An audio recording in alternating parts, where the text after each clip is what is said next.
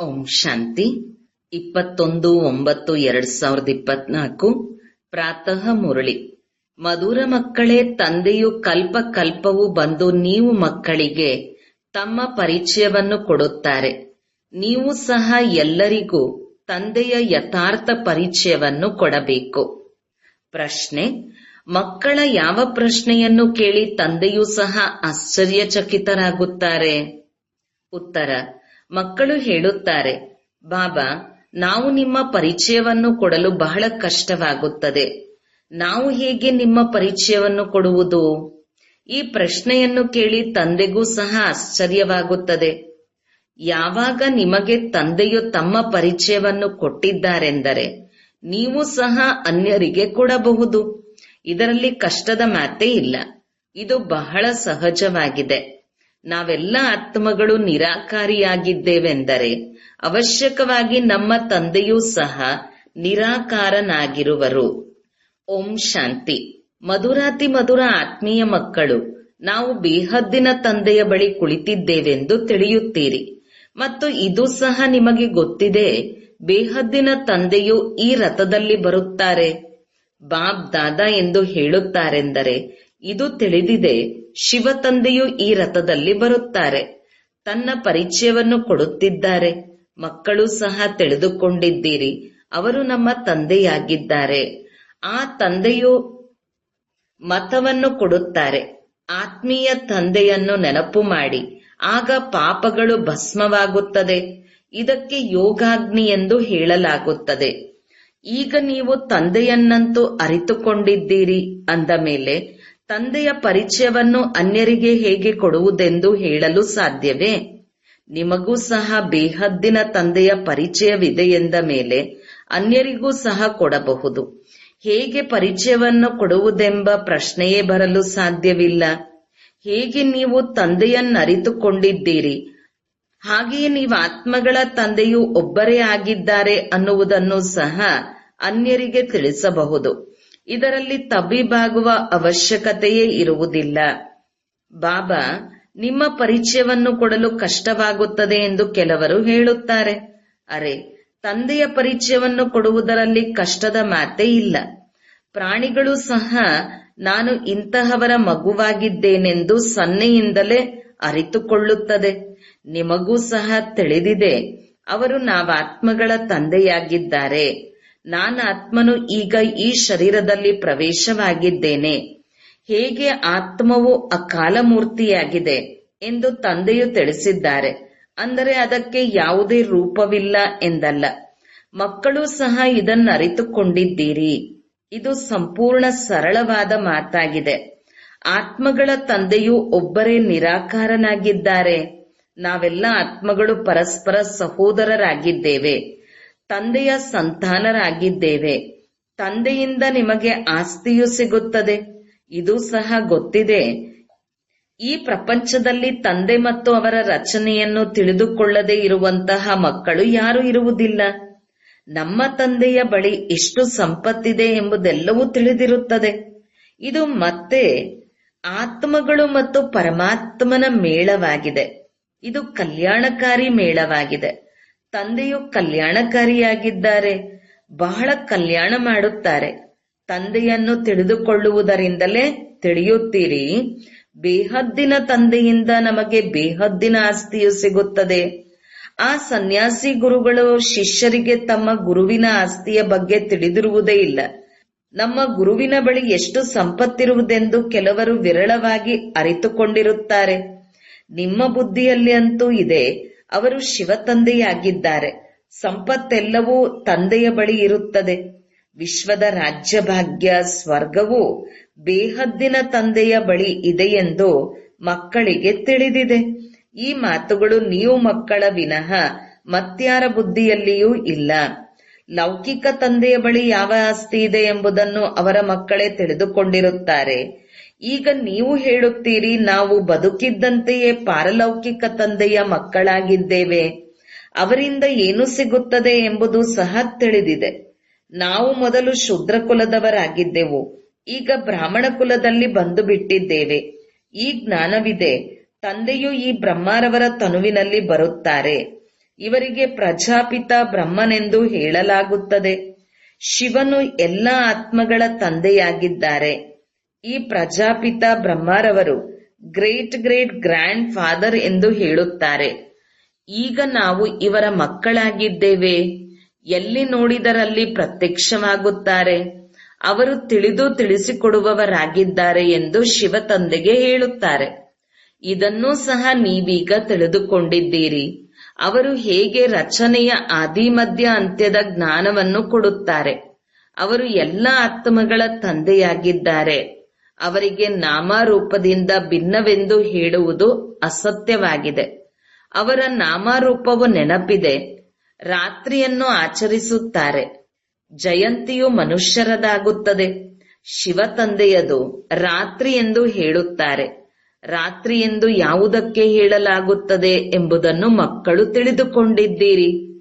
ರಾತ್ರಿಯಲ್ಲಿ ಘೋರ ಅಂಧಕಾರವಾಗಿ ಬಿಡುತ್ತದೆ. ಅಜ್ಞಾನವು ಅಂಧಕಾರವಾಗಿದೆಯಲ್ಲವೇ?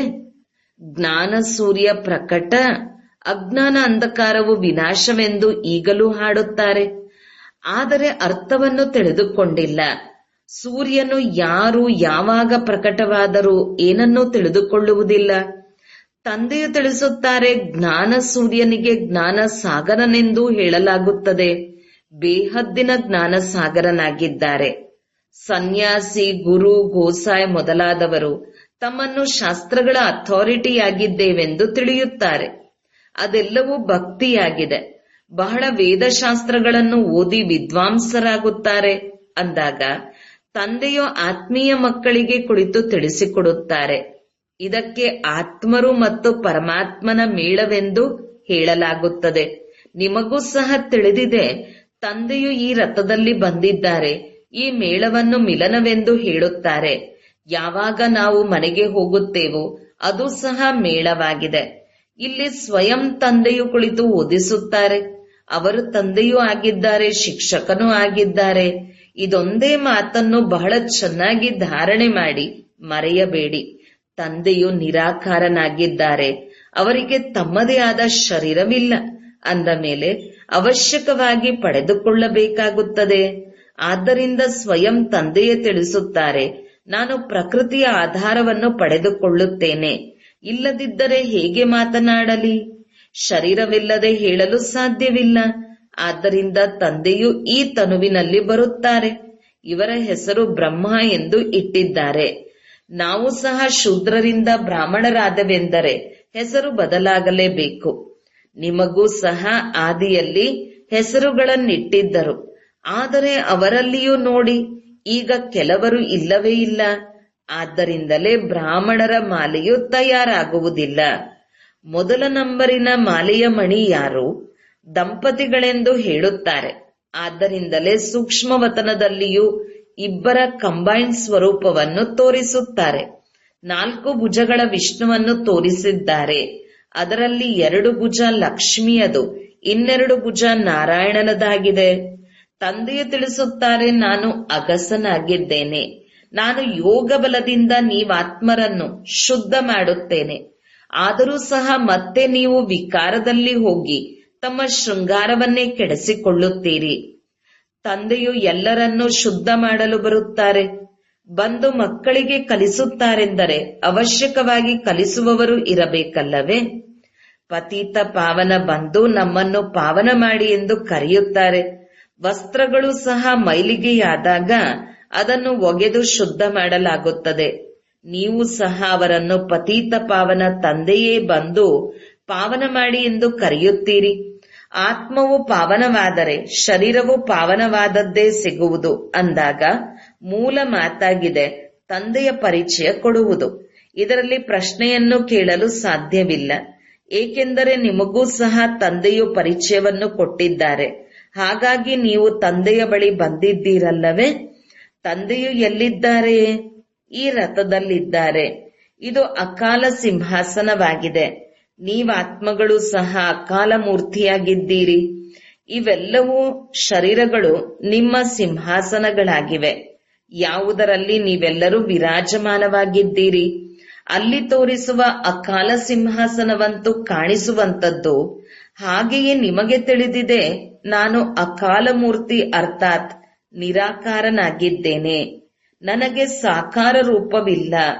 ನಾನಾತ್ಮ ಅವಿನಾಶಿಯಾಗಿದ್ದೇನೆ ಎಂದು ವಿನಾಶವಾಗಲು ಸಾಧ್ಯವಿಲ್ಲ.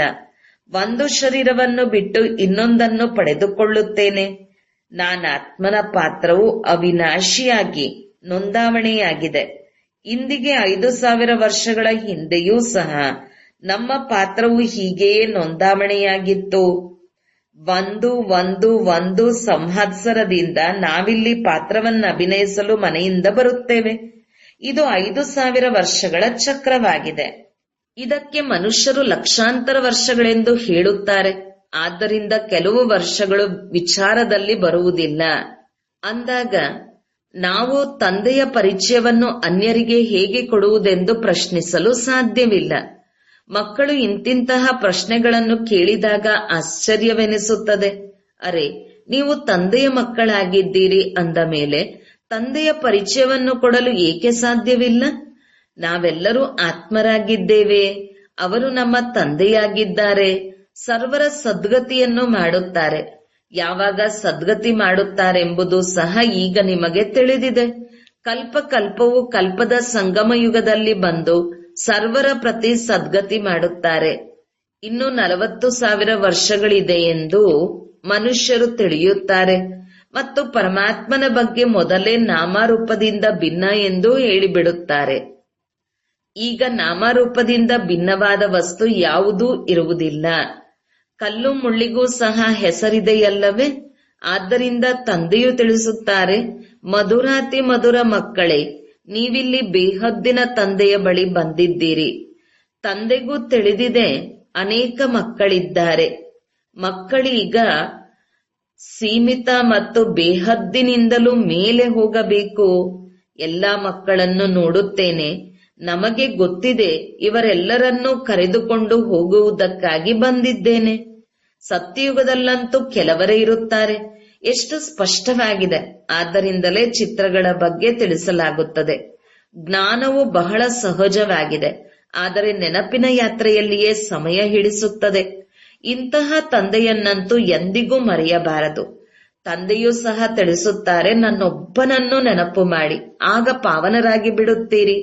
ನಾನು ಪತೀತರಿಂದ ಪಾವನರನ್ನಾಗಿ ಮಾಡುವುದಕ್ಕಾಗಿಯೇ ಬರುತ್ತೇನೆ.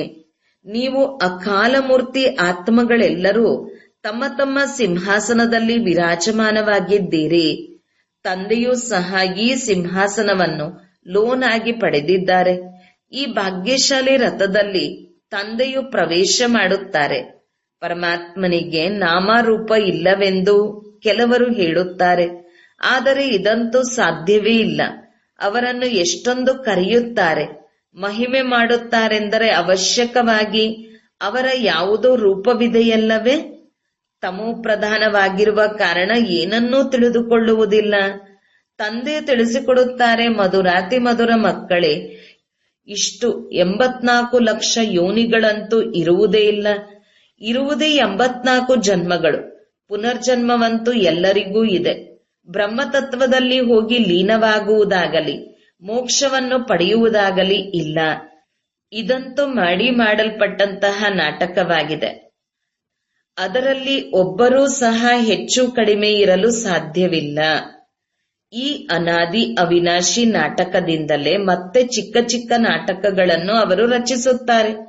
ಅವು ವಿನಾಶಿಯಾಗಿದೆ. ಈಗ ನೀವು ಮಕ್ಕಳು ಬೇಹದ್ದಿನಲ್ಲಿ ನಿಂತಿದ್ದೀರಿ. ನಾವು ಈಗ 84 ಜನ್ಮಗಳನ್ನು ಪಡೆದುಕೊಂಡವೆಂಬ ಜ್ಞಾನವು ನೀವು ಮಕ್ಕಳಿಗೆ ಸಿಕ್ಕಿದೆ. ತಂದೆಯು ತಿಳಿಸಿದ್ದಾರೆ, ಮೊದಲು ಯಾರಿಗೂ ತಿಳಿದಿರಲಿಲ್ಲ, ನಮಗೂ ಗೊತ್ತಿಲ್ಲವೆಂದು ಋಷಿ ಮುನಿಗಳು ಹೇಳುತ್ತಿದ್ದರು. ತಂದೆಯು ಈ ಹಳೆಯ ಪ್ರಪಂಚವನ್ನು ಪರಿವರ್ತನೆ ಮಾಡಲು ಸಂಗಮ ಯುಗದಲ್ಲಿಯೇ ಬರುತ್ತಾರೆ. ಬ್ರಹ್ಮರವರ ಮೂಲಕ ಪುನಃ ಹೊಸ ಪ್ರಪಂಚವನ್ನು ಸ್ಥಾಪನೆ ಮಾಡುತ್ತಾರೆ. ಮನುಷ್ಯರು ಲಕ್ಷಾಂತರ ವರ್ಷಗಳೆಂದು ಹೇಳುತ್ತಾರೆ. ಆದರೆ ಲಕ್ಷಾಂತರ ವರ್ಷಗಳ ಹೆಸರು ನೆನಪಿಗೂ ಬರಲು ಸಾಧ್ಯವಿಲ್ಲ. ಮಹಾಪ್ರಳಯವೂ ಸಹ ಆಗುವುದಿಲ್ಲ. ತಂದೆಯು ರಾಜಯೋಗವನ್ನು ಕಲಿಸುತ್ತಾರೆ. ಇದರಿಂದ ನೀವು ರಾಜ್ಯಭಾಗ್ಯವನ್ನು ಪಡೆಯುತ್ತೀರಿ. ಇದರಲ್ಲಿ ಯಾವುದೇ ಸಂಶಯದ ಮಾತಿಲ್ಲ. ನೀವು ಮಕ್ಕಳಿಗೆ ಗೊತ್ತಿದೆ, ಮೊಟ್ಟ ಮೊದಲಿಗೆ ಎಲ್ಲರಿಗಿಂತ ಪ್ರಿಯ ತಂದೆಯಾಗಿದ್ದಾರೆ. ಅವರ ನಂತರ ಶ್ರೀಕೃಷ್ಣನು ಪ್ರಿಯನಾಗಿದ್ದಾರೆ.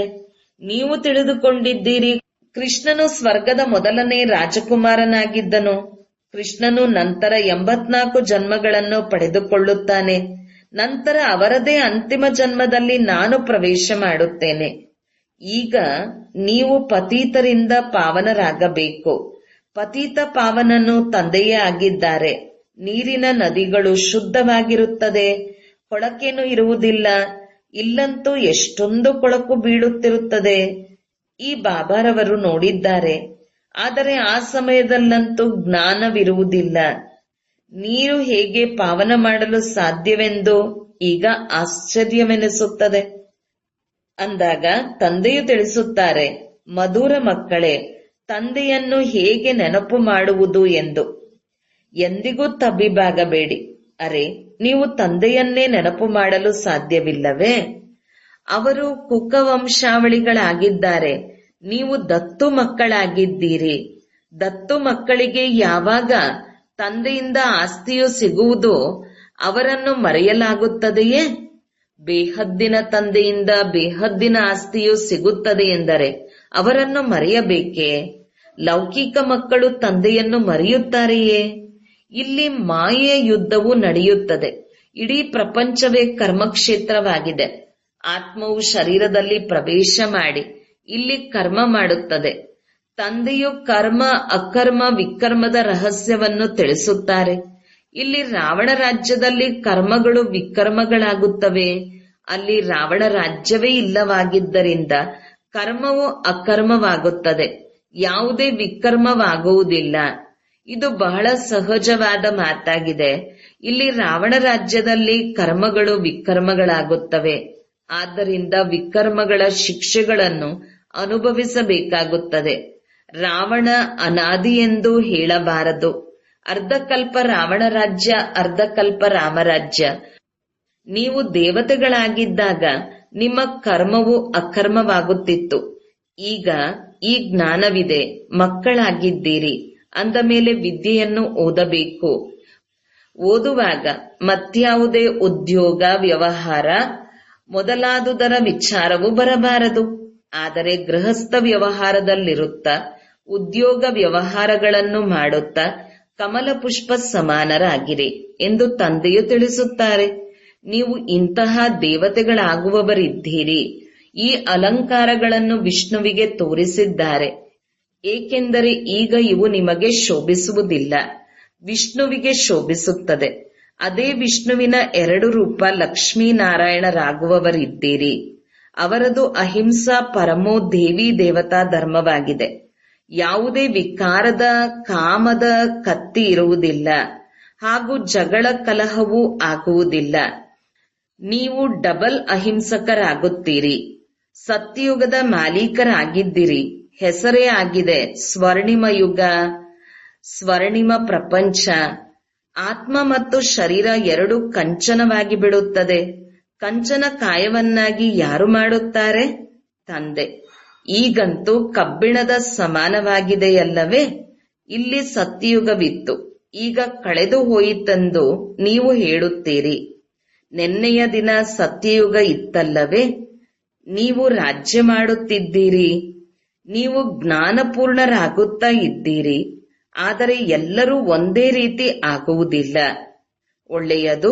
ಮಧುರಾತಿ ಮಧುರ ಅಗಲಿ ಹೋಗಿ ಮರಳಿ ಸಿಕ್ಕಿರುವಂತ ಮಕ್ಕಳ ಪ್ರತಿ ಮಾತಪಿತಾ ಬಾಬ್ದಾದರವರ ನೆನಪು, ಪ್ರೀತಿ ಹಾಗೂ ಸುಪ್ರಭಾತ. ಆತ್ಮೀಯ ಮಕ್ಕಳಿಗೆ ಆತ್ಮೀಯ ತಂದೆಯ ನಮಸ್ತೆ. ಧಾರಣೆಗಾಗಿ ಮುಖ್ಯ ಸಾರ. 1. ನಾನಾತ್ಮ ಅಕಾಲ ಸಿಂಹಾಸನಾಧೀಶನಾಗಿದ್ದೇನೆ. ಈ ಸ್ಮೃತಿಯಲ್ಲಿ ಇರಬೇಕು. ಸೀಮಿತ ಮತ್ತು ಬೇಹದ್ದಿನಿಂದಲೂ ದೂರ ಹೋಗಬೇಕು. ಆದ್ದರಿಂದ ಸೀಮಿತದಲ್ಲಿ ಬುದ್ಧಿಯು ಸಿಲುಕಿ ಹಾಕಿಕೊಳ್ಳಬಾರದು. 2. ಬೇಹದ್ದಿನ ತಂದೆಯಿಂದ ಬೇಹದ್ದಿನ ಆಸ್ತಿಯು ಸಿಗುತ್ತಿದೆ ಎಂಬ ನಶೆಯಲ್ಲಿರಬೇಕು. ಕರ್ಮ, ಅಕರ್ಮ, ವಿಕರ್ಮದ ಗತಿಯನ್ನು ತಿಳಿದು ವಿಕರ್ಮಗಳಿಂದ ಮುಕ್ತರಾಗಬೇಕು. ವಿದ್ಯೆಯ ಸಮಯದಲ್ಲಿ ವ್ಯಾಪಾರ ಮುಂತಾದವುಗಳಿಂದ ಬುದ್ಧಿಯನ್ನು ತೆಗೆಯಬೇಕು. ವರದಾನ: ಶ್ರೀಮತದ ಲಗಾಮನ್ನು ಬಿಗಿ ಮಾಡಿ ಮನಸ್ಸನ್ನು ವಶ ಮಾಡಿಕೊಳ್ಳುವಂತಹ ಬಾಲಕರಿಂದ ಮಾಲೀಕ ಭವ. ಪ್ರಪಂಚದವರು ಹೇಳುವರು, ಮನಸ್ಸು ಕುದುರೆಯಾಗಿದೆ, ಅದು ಬಹಳ ವೇಗವಾಗಿ ಓಡುತ್ತದೆ. ಆದರೆ ತಮ್ಮ ಮನಸ್ಸು ಆ ಕಡೆ ಈ ಕಡೆ ಓಡಲು ಸಾಧ್ಯವಿಲ್ಲ, ಏಕೆಂದರೆ ಶ್ರೀಮತದ ಲಗಾಮು ಶಕ್ತಿಶಾಲಿಯಾಗಿ ಇದೆ. ಯಾವಾಗ ಮನಸ್ಸು ಬುದ್ಧಿಯು ಸೈಡ್ ಸೀನನ್ನು ನೋಡುವುದರಲ್ಲಿ ಪ್ರಾರಂಭಿಸುತ್ತದೆ, ಆಗ ಲಗಾಮು ಸಡಿಲವಾಗುವುದರಿಂದ ಮನಸ್ಸು ಚಂಚಲವಾಗುತ್ತದೆ. ಆದ್ದರಿಂದ ಯಾವಾಗ ಯಾವುದೇ ಮಾತಾಗಲಿ, ಮನಸ್ಸು ಚಂಚಲವೇ ಆಗಲಿ, ಆಗಲೂ ಶ್ರೀಮತದ ಲಗಾಮನ್ನು ಬಿಗಿಪಡಿಸುತ್ತೀರೆಂದರೆ ಗುರಿಯಲ್ಲಿ ತಲುಪಿಬಿಡುತ್ತೀರಿ. ಬಾಲಕನಿಂದ ಮಾಲೀಕನಾಗಿದ್ದೇನೆ ಎನ್ನುವ ಸ್ಮೃತಿಯಿಂದ ಅಧಿಕಾರಿಯಾಗಿ ಮನಸ್ಸನ್ನು ತನ್ನ ವಶದಲ್ಲಿಟ್ಟುಕೊಳ್ಳಿರಿ. ಸ್ಲೋಗನ್: ಸದಾ ನಿಶ್ಚಯವಿರಲಿ, ಏನಾಗುತ್ತಿದೆ ಅದು ಒಳ್ಳೆಯದಿದೆ ಮತ್ತು ಏನಾಗುವುದಿದೆ ಅದು ಇನ್ನೂ ಒಳ್ಳೆಯದಿದೆ ಅಂದ ಮೇಲೆ ಅಚಲ ಅಡೋಲರಾಗುತ್ತೀರಿ. ಓಂ ಶಾಂತಿ.